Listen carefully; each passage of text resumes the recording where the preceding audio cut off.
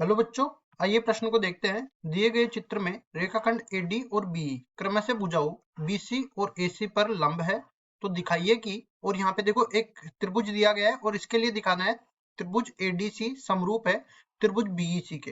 प्रश्न को हल करने से पहले इसकी मुख्य अवधारणा के बारे में चर्चा कर लेते हैं। तो यहाँ पे हम लोग देखने वाले हैं मुख्य अवधारणा। तो जब भी दो त्रिभुजों में हम लोग बताएंगे कि समरूपता कसौटी क्या होती है। तो इस तरह से मैं दो त्रिभुज ले लेता हूँ। यहाँ पे इस त्रिभुज को मैं नाम दे देता हूँ एबीसी, और दूसरा त्रिभुज एक और उठा लेता हूँ, इस त्रिभुज को मैं नाम दे देता हूँ पीक्यूआर। ठीक है जी, ये अपने पास त्रिभुज बन गया पीक्यूआर। अब मैंने कहा कि इस इन दोनों त्रिभुजों में दो कोण आपस में बराबर है।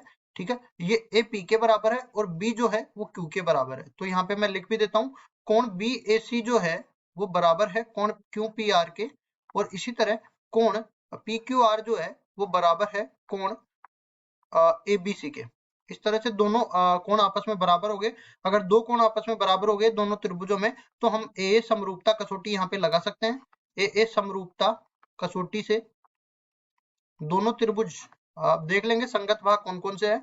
तो अगर मैं त्रिभुज एबीसी देख लेता हूँ यहाँ पे, तो इसके संगत मैं देखता हूँ ए के संगत पी है और बी के संगत क्यू है, तो यहाँ पे भी इसी तरह बन जाएगा पी क्यू आर। तो त्रिभुज एबीसी के समरूप कौन सा त्रिभुज है? त्रिभुज पीक्यूआर। इसी तरह यहाँ पे देख लेते हैं कौन कौन से त्रिभुज की बात करी गई है। त्रिभुज एडीसी की बात करी गई है। तो देखो एडीसी कौन सा त्रिभुज है? ये ए, ये डी और ये सी वाला। ठीक है, और दूसरा त्रिभुज अपने पास बात करी गई है बीईसी की। तो बीईसी भी यहीं पे छायांकित कर लेता हूं मैं। देखो ये अपने पास बी है और ये अपने पास ई है और ऊपर अपने पास सी है। तो आप देख सकते हो कि इन दोनों त्रिभुजों में एक शीर्ष तो उपनिष्ठ है, और इस शीर्ष पे बनने वाला जो कोण है ना वो दोनों में उपनिष्ठ है। तो यहाँ पे देखो लिखूंगा त्रिभुज एडीसी बीईसी में। तो देख लेते हैं दोनों त्रिभुजों को लाते हैं यहाँ पे, त्रिभुज एडीसी व त्रिभुज बीईसी। इन दोनों त्रिभुजों में हम देख लेते हैं कौन सा कोण आपस में बराबर है। तो पहली चीज हमें दे रखा है क्या कि एडी और बी क्रम से बीसी और एसी पर लंब दिया गया है। तो एडी एडी तो अपने पास ये वाली भुजा हो गई, तो ये लंब है बीसी पर। इसी तरह बीई जो है वो लंबवत है एसी पर। ये दोनों कोण 90 डिग्री के हैं। तो दोनों त्रिभुजों को हम लोग उठा रहे हैं, तो दोनों में अलग अलग कोण 90 डिग्री के हैं। तो यहाँ से मैं कोण एडीसी कोण बीईसी के बराबर कर सकता हूँ।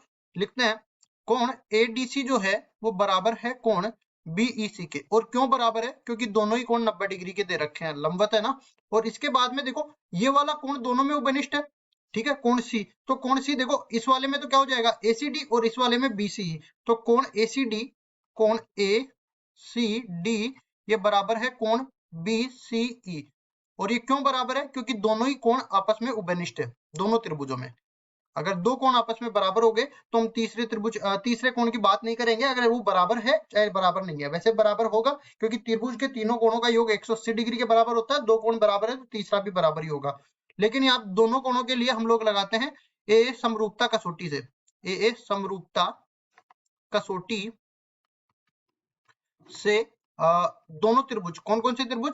त्रिभुज एडीसी। अब देखो इसके संगत भाग देख लेते हैं। इसके संगत भाग देखो एक के संगत भाग ए है, दोनों में देख सकते हैं एक के संगत भाग ए है, और उसके सॉरी एक के संगत भाग अपने पास बी है। इसको सही कर देते हैं।